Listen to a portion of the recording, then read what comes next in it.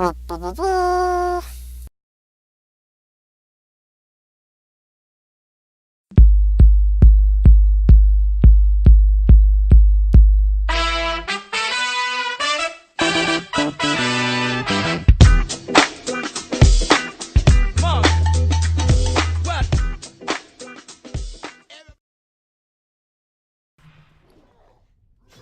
and welcome, ladies and gentlemen, for the August 5th, 2011 edition of Say What?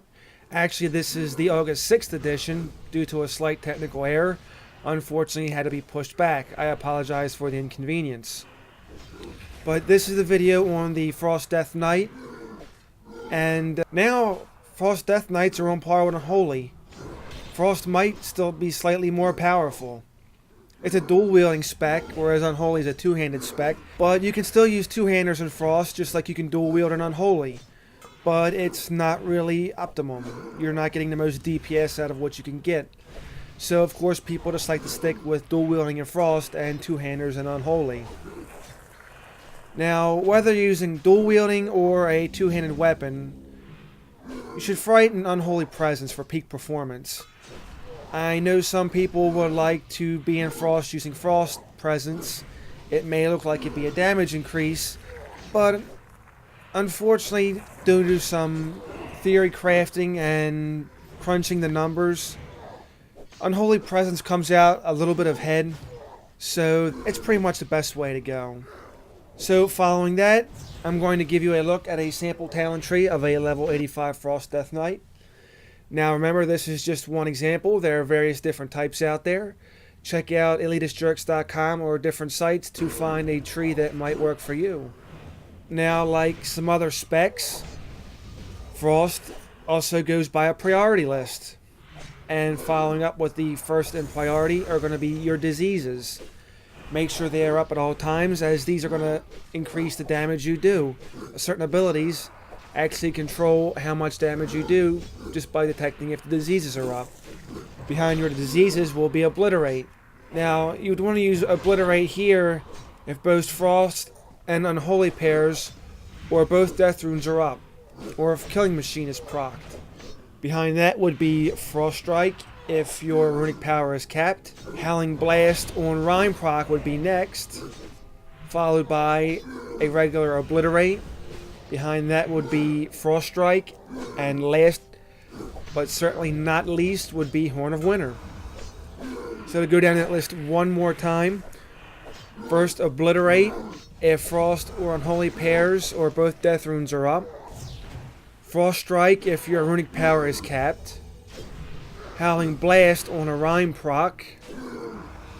Obliterate. Frost Strike. And when all else fails, use Horn of Winter. It may look and sound a little bit confusing, but after a while you play with it and get the hang of it, it's not really that bad. It just takes a little bit of getting used to. It's not as bad as it may look or sound. Now, stat weights for the Frost DK. First and foremost is going to be Strength. That's going to modify how much damage you do. Of course, that is very important. Follow that up with getting to your yellow hit cap.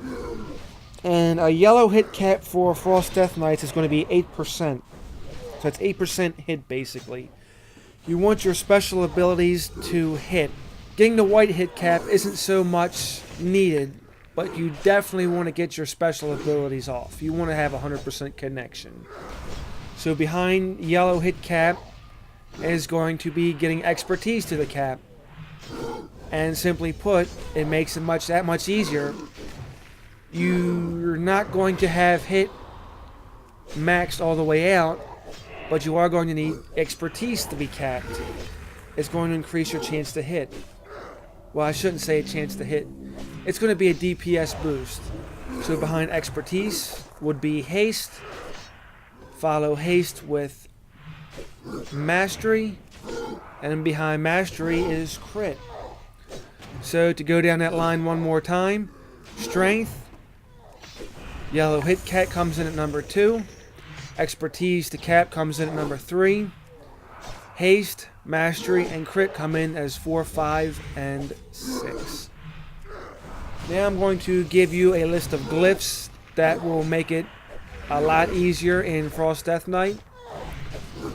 First and foremost will be the glyph of Frost Strike. Second will be the glyph of Howling Blast. Third would be the glyph of Obliterate. And if you find yourself needing to do a lot of AoE, you can pick up the glyph of Icy Touch and swap it out for one of the other three. Those are your prime glyphs. I gave you 4. You pretty much have to pick whatever works for you or what situation may dictate. Now, major glyphs would be glyph of Pestilence, glyph of Anti-Magic Shield, glyph of Dark Succor, and the glyph of Hungering Cold. Once again, you'd want to look at all 4 of those glyphs and try to determine what you might need. Now, if I had to recommend one of them, I personally like the glyph of Anti-Magic Shield. I find myself using that a lot, especially in magic-dominated fights. It makes your healer's job that much easier. You know, Anti-Magic Shield isn't what it once was, but without the cost for runic power, it doesn't generate runic power. It's very viable, and I highly recommend it. It makes your job and your healer's job a bit more easier. And finally, the minor glyphs. There's not too much really here to the minor glyphs, but I'll just give you 3 off the top. Glyph of Path of Frost, glyph of Blood Tap, and the glyph of Horn of Winter. Out of those, I would recommend most the glyph of Horn of Winter. You're getting an extra minute on your buff, so it makes a little bit of difference. I like the convenience of having it up just a little bit longer. In the end, like the minors, you could pick whatever minors you feel that you may need the most. But all in all, I find Frost Death Knight a little bit fun to play. I've actually never really got too far into Frost DKs before. I've always been into Unholy, but at first I really didn't want to switch over, but after switching over and giving it a shot, it's not that bad. I kind of enjoyed it a little bit, so after doing this video, I might find myself working with Frost a little bit more. Who knows? We'll see. Now, if you have any questions or comments, please feel free to leave them down below. Or you can check out our website at www.powerboypro.com. You can get a hold of me there through either the forums or the email link that is supplied on the website. I love getting emails and hearing from people. I love answering comments and questions. You know, I might do another series based on emails, answering people's questions, so feel free to fire away at that. And I would like to take the time to thank you for watching this video. It's been a little bit of a challenging week, and I'm sorry this video got out a little bit late, actually a day late. But I hope you enjoyed it as much as I had making it, and I hope to see you around next time.